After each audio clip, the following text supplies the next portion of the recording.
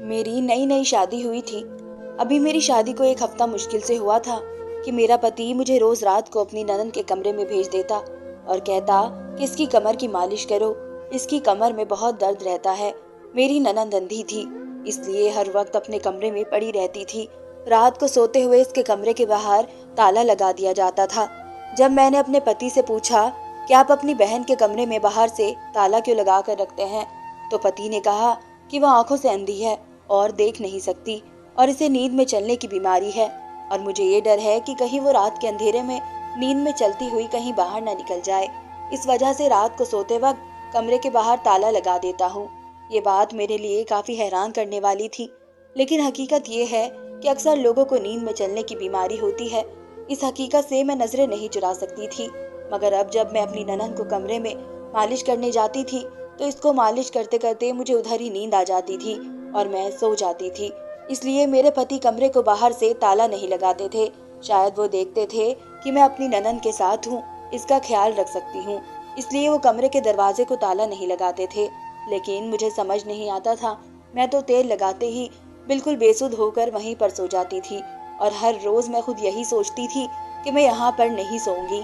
मेरी नई शादी हुई थी, मेरा पति मेरा इंतजार करता होगा, मगर मुझे मालूम नहीं हो पाता था। मैं इतनी जल्दी सो जाती थी, मुझे कुछ हो ही नहीं रहा था। जब मेरी आंख खुलती तो सुबह का वक्त हो रहा होता था और मैं अपने पति से माफी मांगती थी तो वो मुझसे नाराज ही नहीं होता था और बोलता था कि तुम मेरी बहन का इतना ख्याल रखती हो और सारा दिन घर के कामकाज करके थक जाती हो, ऊपर से मेरी बहन की मालिश भी करती हो, तो इसलिए तुम्हें शायद वहां पर ही थकान के मारे नींद आ जाती है। इसमें नाराज होने की कोई बात नहीं है। मैं बहुत खुश होती थी, मुझे इतना अच्छा पति मिला था, मगर फिर भी मैं ज्यादा वक्त अपने पति के साथ रहना चाहती थी। मैंने उन सब के दौरान एक बात ये नोट की थी कि मैं दूसरे कमरे में होने के बावजूद अपने कमरे के कंपैरिजन में बहुत जल्दी सो जाती थी। मैं जैसे इसकी कमर की मालिश शुरू करती थी, मुझे नींद का एक अलग ही नशा छा जाता था और मैं चंद मिनट में ही नींद की वादियों में खो जाती थी और मुझे बिल्कुल भी आसपास का होश नहीं रहता था। मुझे नहीं पता था जिस तेल से मैं मालिश करती हूँ वो तेल हर रोज मेरी ननद के साइड टेबल पर कैसे मौजूद होता था। मैंने इस बात के बारे में एक दो बार अपनी ननद से पूछा भी, लेकिन उसने जवाब देना जरूरी नहीं समझा था। इसके बाद मैं चुप हो गई थी। फिर ख्याल आया शायद राहुल ये तेल यहाँ रखे जाता हो, क्योंकि उन्हें अपनी बहन की बहुत फिक्र रहती थी। एक रोज मैं जिस वक्त ननद के कमरे में जाती थी उस वक्त से थोड़ा पहले ही आ गई थी। मैं कमरे में दाखिल हुई तो मेरी ननद की पीठ मेरी तरफ थी। वो साइड टेबल पर रखे तेल के साथ कुछ कर रही थी, लेकिन जैसे ही इसको मेरी आहट महसूस हुई इसके हाथ एकदम ही रुक गए और वो हाथ पैर मारने लगी। मैं इसको ये करता देख एकदम से चौंक गई थी। लेकिन ऐसे लोगों की सोच ज्यादा तेज हो चुकी होती है। वो लोगों की सांसों से, उनके कदमों की आहट से ही पहचान लेते हैं कि कमरे में कोई और भी है, और यही चीज इसके साथ हुई और वो हाथ पैर मारते हुए बेड पर बैठ गई। लेकिन मेरी सोच मुझे कुछ गलत होने का इशारा दे रही थी। मैंने शक की निगाह से उस टेबल पर रखे तेल और बेड पर बैठी अपनी अंधी ननद को देखा और खामोशी से तेल उठाकर इसकी मालिश करने लगी और थोड़ी देर में ही मुझ पर नींद का ऐसा नशा छाने लगा, मुझे किसी चीज का होश ही नहीं रहा और मैं फौरन ही इसके बराबर में लेट कर सो गई। सुबह जब मेरी आंख खुली मुझे दाल में कुछ काला लग रहा था। रोज टेबल पर तेल आ जाना, मेरा रात को एकदम से तेल लगाते ही सो जाना, फिर सुबह ही होश की दुनिया में लौटना, ये सब मेरे लिए ताज्जुब की बात थी। मुझे अपनी ननद से बहुत हमदर्दी थी, लेकिन अब मुझे सब कुछ ठीक नहीं लग रहा था। मुझे कोमल पर शक हो रहा था कि वो अंधी नहीं है, मुझसे घर वाले कुछ छुपा रहे हैं। मेरा पति भी, मेरी सास और मेरी ननद भी। मैंने आज सोचा था आज सब जान कर रहूंगी।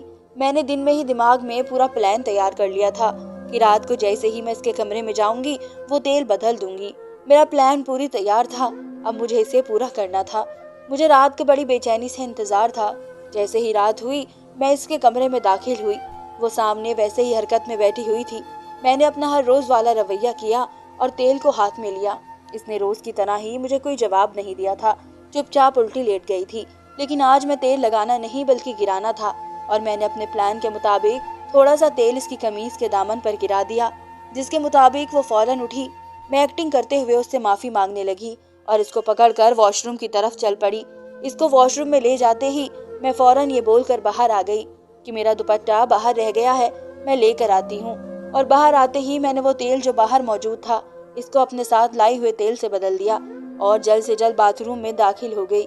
मैंने ये तेल कुछ सेकंड में ही बदल दिया था और बिल्कुल प्लान के मुताबिक इस तेल को साफ करके मैं कमरे में ले आई और रोज की तरह ही इसकी कमर की मालिश करने लगी। और हर बार की तरह जैसे मुझ पर नींद छा रही होती थी, आज ऐसा कुछ नहीं हो रहा था।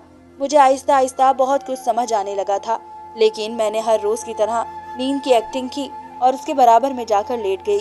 मैं बिल्कुल ऐसे लेटी हुई थी जो इसे अंदाजा ना हो कि मैं जाग रही हूँ, जबकि मैं हल्की हल्की आंखें खोल इसको देखने में मगन थी। वो बिल्कुल खामोशी से उल्टी लेटी हुई थी और कोई हरकत नहीं कर रही थी, जिससे मुझे उस पर शक होता। मैंने और थोड़ी देर इसकी किसी हरकत का इंतजार किया, लेकिन जब वो बिल्कुल वैसे ही रही जैसे वो थी, तो मुझे अपने किए पर बहुत अफसोस हुआ कि मैंने अपने शक के खातिर अपनी ननद को तकलीफ दी और इस बेचारी पर शक किया। मेरा दिल मुझे शर्मिंदा कर रहा था और मैं अपने रब से इस चीज के लिए अंदर ही अंदर माफी मांग रही थी और करवट बदल कर लेट गई। मुझे थोड़ी देर ही हुई होगी करवट बदले। मुझे जैसे महसूस हुआ बेड में कुछ हरकत हुई है। मैंने हल्की सी करवट लेकर दूसरी तरफ देखा तो मेरी ननद मेरी तरफ पीठ करके बैठी हुई थी। मेरा दिल धक से रह गया।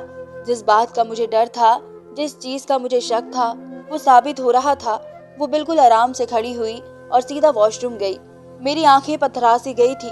जो लड़की बिना किसी और की मदद के दूसरी जगह बैठ नहीं सकती थी, वो बिल्कुल आराम से आम इंसानों की तरह वॉशरूम जा रही थी। मैं अपनी जगह से हिल भी नहीं पाई थी। मुझ में तो अब इतनी ताकत भी बाकी नहीं रही थी कि मैं उठकर इससे ये सवाल ही कर लूं। मैं खामोशी से लेटी इसके बाहर आने का इंतजार कर रही थी। वो बिल्कुल नॉर्मल लोगों की तरह थोड़ी देर में बाहर आती हुई नजर आई और शीशे पर खड़ी होकर अपने चेहरे पर मेकअप करने लगी। मेरे लिए सब एक सांस रोक देने वाला कारनामा था। जिस ननद को मैंने बिना किसी की मदद कोई काम करते नहीं देखा था, वो बिल्कुल हमारी तरह, आम लोगों की तरह, जिनके पास आंखों की रोशनी होती है, सारे काम कर रही थी। वो कदम कदम चलकर मेरे पास आई और झुककर मेरी तरफ देखने लगी। उसने अच्छे से हाथ हिलाकर मेरे मुंह को चेक किया कि कहीं मैं जाग तो नहीं रही हूँ। जब उसे यकीन हो गया कि मैं पूरे तौर पर सो चुकी हूँ, तो उसने मेरे हाथ से हटाया, जो देखकर मेरी आंखें पथरा गई और मेरे होश उड़ गए। मेरी माँ ने मुझे शादी के वक्त अच्छी तरह समझाया था कि अगर आप अपनी शादीशुदा जिंदगी में खुश रहना चाहते हैं, तो अपने ससुराल वालों को भी आपको अहमियत देनी होगी। माँ का कहना था कि सास माँ जैसी होती है और ससुर बाप जैसे, तो ननंद और देवर बहन भाई जैसे होते हैं। मैं वैसे भी काफी रहम दिल थी, सबका ख्याल रखती थी। मैं अपनी जिंदगी में बहुत खुश थी, क्योंकि मैं अपने ससुराल वालों को खुद से बढ़कर समझती थी, जिसकी वजह से मेरे पति मुझे बेइंतहा मोहब्बत करते थे। मैं उस वक्त को बहुत खुशनसीब महसूस करती थी, लेकिन मेरी इस बात को मेरे पति और ननंद ने अपना फायदा बना लिया था। जब मैं शादी होकर इस घर आई थी, तो मेरी एक ननंद अंधी थी। इसको कुछ भी दिखाई नहीं देता था। इसके सब काम कोई ना कोई कर देता था। मुझे इस बेचारी पर बहुत तरस आता था। वो जिंदा होकर भी जिंदा नहीं थी। वो इस दुनिया की हसीन मंजर और खूबसूरत रंग देख नहीं सकती थी। मैं इन चीजों को लेकर अंदर ही अंदर बहुत सोचने लगी थी।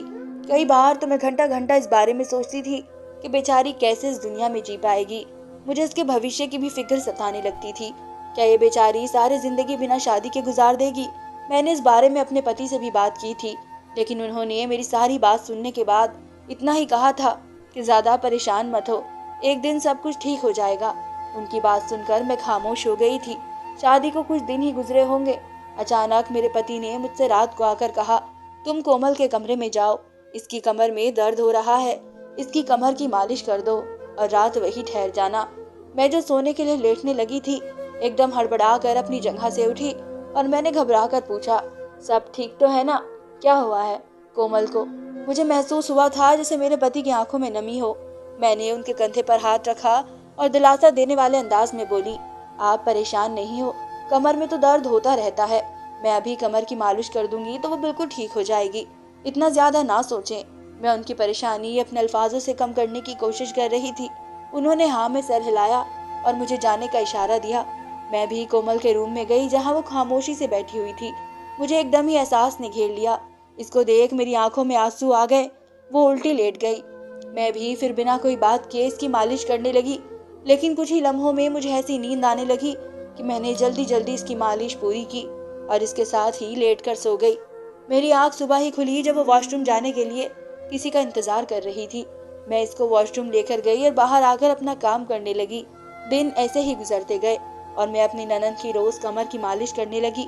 काफी दिन हो गए थे, लेकिन इसका दर्द ठीक नहीं हो रहा था और मुझे भी रात में अपने पति की याद सताने लगी थी।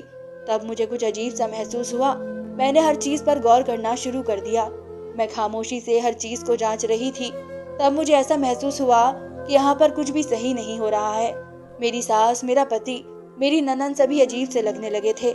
मेरी सास और मेरे पति अक्सर बातें करते, लेकिन जैसे ही मैं आती वो दोनों चुप हो जाते।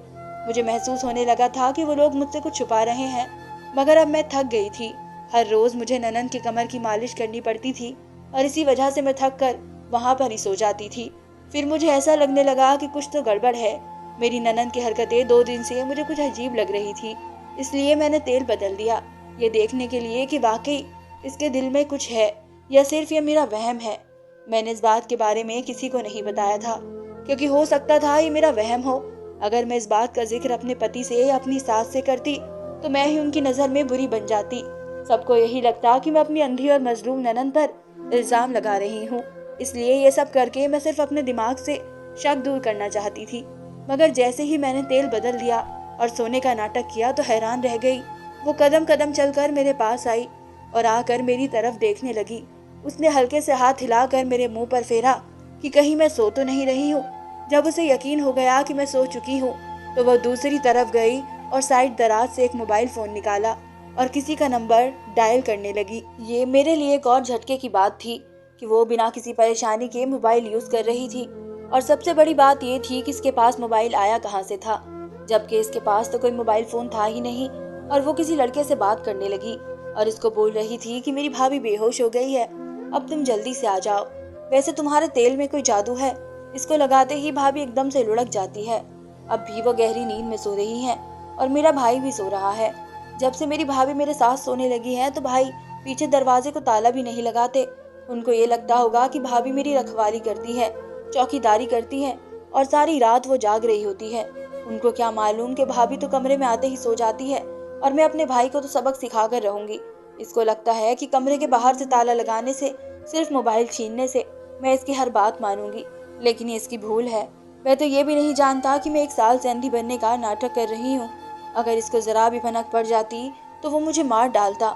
उनको यही लगता है कि इस हादसे की वजह से मेरी आंखें चली गई है। ये सब सुना था कि मैं और हैरत में पड़ गई थी।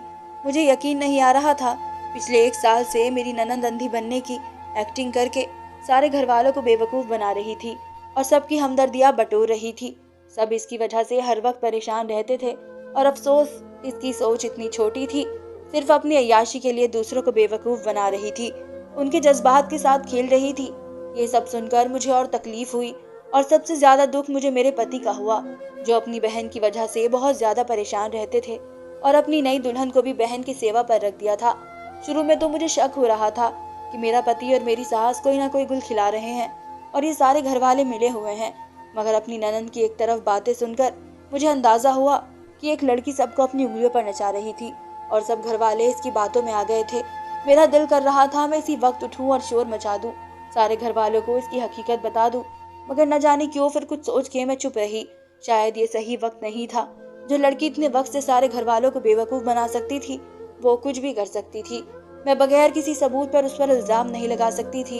हो सकता था वो सारा इल्जाम मुझ पर डाल देती। इसके बारे में मैं अपने पति को कुछ भी नहीं कह सकी। मेरे पति को यही लगता कि इसकी बहन बेगुनाह है और मैं जालिम भाभी बन के इसकी बहन के साथ दुश्मनी कर रही हूँ, क्योंकि ननंद भाभी का रिश्ता ही इतना कड़वा होता है। मैं बगैर किसी ठोस सबूत के अपने पति को कुछ भी नहीं बता सकती थी। इसलिए मैंने बेहतर यही समझा कि इसी तरह सोने की एक्टिंग करती रहूं। मेरी ननंद देर तक इस लड़की से फोन पर बातें कर रही थी और इसको बार बार घर आने का कहती रही। लड़का शायद आगे से डरा हुआ था। वो इस तरह रात के अंधेरे में घर के अंदर नहीं आना चाहता था, क्योंकि इसे पकड़े जाने का डर था। और तब मेरी ननंद उसे बोल रही थी कि तुम परेशान मत हो, मैं सारे घर वालों को नशा देकर बेहोश कर दूंगी और तुम आराम से मेरे घर चले आना। इतने वक्त से हमारी मुलाकात नहीं हुई है। ये बातें सुनकर मुझे बहुत ज्यादा अफसोस हो रहा था। बेवकूफ लड़की कैसे रात के अंधेरे में सारे घर वालों को बेहोश करने का प्लान बना रही थी और गैर लड़के को अपने कमरे में बुला रही थी। ऐसा लगता था जैसे शैतान पूरी तरह से इसके दिमाग पर हावी हो गया है, या फिर इश्क का भूत इस कदर सर चढ़कर बोलने लगा है कि इसे कुछ सही गलत का अंदाजा ही नहीं हो पा रहा था। और मैं इस लड़के को बगैर देखे समझ सकती थी कि वो इसके साथ सिर्फ वक्त गुजार रहा है। वो लोग बहुत देर तक बातें करते रहे। एक वक्त आया कि मेरी ननन की आवाज पूरी तरह नशे में डूबी हुई थी। मुझे इसकी बातें सुनकर बहुत शर्म आ रही थी। मेरी ननन पूरी तरह से इस लड़के के चंगल में आ चुकी थी। अब इसका सिर्फ एक ही हाल था कि इसकी सच्चाई सारे घर वालों के सामने आ जाती। मैं चुपचाप खामोशी से लेटी रही, सुबह होने का इंतजार करती रही। इस रात मुझे मालूम हुआ कि रात कितनी लंबी होती है, जो खत्म होने का नाम ही नहीं ले रही थी। जिस तरह मुझे सुबह होने का इंतजार था, ये रात इतनी ही लंबी होती जा रही थी। मुझे अजीब वहम से दिमाग में आ रहे थे। मुझे मेरी ननन से बहुत डर लग रहा था। वो बहुत खतरनाक लड़की थी, या फिर शायद साइको थी। फिर इतना तो मैं भी समझ गई थी कि उन सब के पीछे भी जरूर कुछ ना कुछ बातें हैं, जो मेरी ननन इस हालत में पहुंच गई है कि वह अंधे होने का नाटक करने लगी और खुद को कमरे तक कैद रखती है और सारे घर वालों से रिश्ते नाते तोड़कर बैठी हुई थी। सारी रात मेरी कांटों पर गुजरी थी, जबकि मेरी ननन सुकून से सो रही थी। जैसे ही मैंने देखा, खिड़की से सूरज उगने लगा। मैं चुपचाप उठकर कमरे से बाहर निकल आई। जब मैं अपने कमरे में गई तो मेरा पति भी उठा हुआ था। पति ने मेरी तरफ देखा और पूछा कि क्या हुआ, तुम ठीक तो हो, परेशान लग रही हो। मगर मैं इसे कुछ नहीं बता सकी। मैंने बस इतना कहा कि मुझे सारी रात नींद नहीं आई। मेरे पति उठकर बाहर चले गए और मैं इस मामले के बारे में सोच रही थी कि किस तरह अपनी ननन की हकीकत अपने पति और सास के सामने लाऊं। तब मेरे दिमाग में बस एक ही इरादा आया था। अगली रात जब मैंने अपनी ननन के कमरे में सोने की एक्टिंग की, तो अपना मोबाइल अपनी ननन से छुपाकर ऐसी पोजीशन पर रखा कि जिससे सारा कमरा नजर आता था। मेरी ननन अब बेफिक्र होकर कमरे में घूमती फिरती थी, फोन पर बातें करती थी, क्योंकि इसको यकीन हो गया था कि मैं बेहोश हो जाती हूँ और इसकी कोई बात नहीं सुन सकती, ना ही किसी किस्म की कोई हरकत देख सकती हूँ। इस वजह से इसने इस बात पर ध्यान ही नहीं दिया था। और सुबह होते ही मैंने अपना मोबाइल उठाया और बाहर आ गई और वीडियो देखा तो सारा मंजर ऐसे ही था। मेरी ननन कमरे में मजे से घूम फिर रही थी, मेकअप कर रही थी, तैयार हो रही थी और इस लड़के से वीडियो कॉल पर बातें कर रही थी और इसकी सारी बातें मोबाइल में रिकॉर्ड हो गई थी। शुक्र है कि मेरी ननन को इस बात का पता नहीं चला और मेरे हाथ सबूत लग गया था। मुझे अच्छा नहीं लग रहा था कि मेरी ननन मेरे पति की आंखों में धूल झोंके। वो सारा दिन घर से बाहर रहता था, मेहनत करता था, सब घर वालों का ख्याल रखता था और सबसे ज्यादा परेशान अपनी बहन के लिए रहता था। मैं अपने पति से बहुत मोहब्बत करती हूँ, कोई इसे बेवकूफ बनाए ये बात मुझसे बर्दाश्त नहीं हो रही थी। सुबह होते ही मैंने अपने पति को अपनी ननन के बारे में सब कुछ बता दिया। मेरा पति गुस्से से मुझे देखने लगा। इसको इस बात पर बिल्कुल भी यकीन नहीं आ रहा था और इसने मुझे कहा कि मैं तुम्हें रोज अपनी बहन की मालिश के लिए भेजता हूँ तो तुम्हें बुरा लगता है, तुम्हें ये बात अच्छी नहीं लगती, इस वजह से तुम ये बहाने बना रही हो। तुम चाहो तो इसके कमरे में मत जाओ। मैं जानती थी मेरा पति इतनी जल्दी उन बातों पर यकीन नहीं करेगा, इसलिए मैंने अपने पति को वो वीडियो दिखाई। जिसे जैसे वो उस वीडियो को देखता गया, इसके चेहरे के रंग बदलने लगे। गुस्से से ज्यादा इसके चेहरे पर दुख और तकलीफ दिखने लगी थी। हालांकि मैं अपने पति को दुख नहीं दे सकती थी, मगर हकीकत भी उसके सामने लाना बहुत जरूरी था। इससे पहले कि मेरी ननन को गुल खिलाती, मेरे पति ने बहुत बार इसे डॉक्टर के पास ले जाने की कोशिश की थी, लेकिन मेरी ननद इलाज के लिए बिल्कुल भी तैयार नहीं हो रही थी। इसका एक झूठा सा एक्सीडेंट हुआ था। इसके बाद इसने यही कहा कि मुझे दिखाई नहीं दे रहा है। जब इसे डॉक्टर के पास ले गए तो डॉक्टर ने भी इस बात का जिक्र किया कि उनकी आंखें चली गई है। शायद डॉक्टर को भी मेरी ननन ने पैसे देकर इस बात के लिए तैयार किया था। मेरा पति अपनी माँ के पास गया और उसको ये सारी वीडियो दिखाई और सारी सच्चाई बताई। मेरी सास भी सदमे में आ गई। इसे यकीन नहीं आ रहा था कि इसकी बेटी ऐसी हरकत कर सकती है। तब मेरी सास ने मुझे बताया कि मेरी बेटी की हरकतें सही नहीं थी। इसका लड़कों से मिलना जुलना था। वह कुछ अजीब किस्म की लड़की थी और कुछ कॉलेज में बुरी संगत का असर था, जिसकी वजह से वो किसी की बात नहीं सुनती थी। मैंने और इसके भाई ने इसके साथ बहुत ज्यादा सख्ती की थी। इसका कॉलेज बंद करवा दिया था, इससे फोन छीन लिया था, क्योंकि इसकी इन्हीं हरकतों से हम लोग डरते थे। हमारा समझाना इसे बहुत ज्यादा बुरा लगता था और जब इस हादसे के बाद इसकी आंखों की रोशनी चली गई तो बस वो एक कमरे में कैद होकर रह गई। फिर एक दो बार मैंने और इसके भाई ने इसे कमरे से बाहर निकलते हुए देखा। अक्सर वो आधी आधी रात को कमरे से बाहर निकलती थी और एक बार तो हमने इसको घर से बाहर जाते हुए देखा तो फौरन उसे पकड़ लिया। तब हमें एहसास हुआ कि इसे नींद में चलने की बीमारी भी हो गई है और हम इसका बहुत ज्यादा ख्याल रखने लगे और इसके दरवाजे को ताला लगाते थे ताकि वो रात को उठकर कहीं चली न जाए। अब समझ आया वो सब भी नाटक था। मेरी सास और मेरे पति ने मेरी ननद को बताया कि उनको इसकी सारी हकीकत मालूम हो चुकी है। तब भी मेरी ननद को किसी किस्म की शर्मिंदगी नहीं हुई। वो बोली, आप लोगों ने मुझ पर इतनी पाबंदियां लगाई हुई हैं, मुझसे मेरा फोन छीन लिया, मेरा बाहर निकलना बंद कर दिया मेरा कॉलेज बंद कर दिया। इस वजह से मैं बागी हो गई हूँ और ऐसी हरकतें करने लगी ताकि मैं आप लोगों को भी वही तकलीफ दूं जिस तकलीफ से मैं गुजर रही थी। लेकिन भाभी की वजह से मेरी सच्चाई आप लोगों के सामने आ गई, वरना तो मैं इस लड़के के साथ भागने वाली थी। वो बेशर्मी से बोल रही थी। मेरे पति को अपनी बहन की बातें सुनकर बहुत बुरा लगा, क्योंकि एक भाई के सामने अगर बहन ऐसी बातें करे तो इस भाई पर क्या बीती होगी। मेरे पति ने अपनी बहन को कुछ नहीं कहा, न ज्यादा डांटा, न इस पर हाथ उठाया। चुपचाप इस लड़के का नंबर लिया और उस लड़के से मिले और इसके घर वालों से बात की और उन दोनों की शादी करवा दी, क्योंकि मेरा पति और अपनी बहन को इस घर में रखने को तैयार नहीं था। इसे डर था कि कोई ना कोई गलत कदम उठाएगी, क्योंकि वह बागी हो गई थी। इसे जितना भी रोक टोक किया जाता इसका कोई फायदा नहीं था। मेरा पति मेरा बहुत शुक्रगुजार था कि मैंने सारी सच्चाई इसके सामने लाकर रख दी थी। धन्यवाद दोस्तों।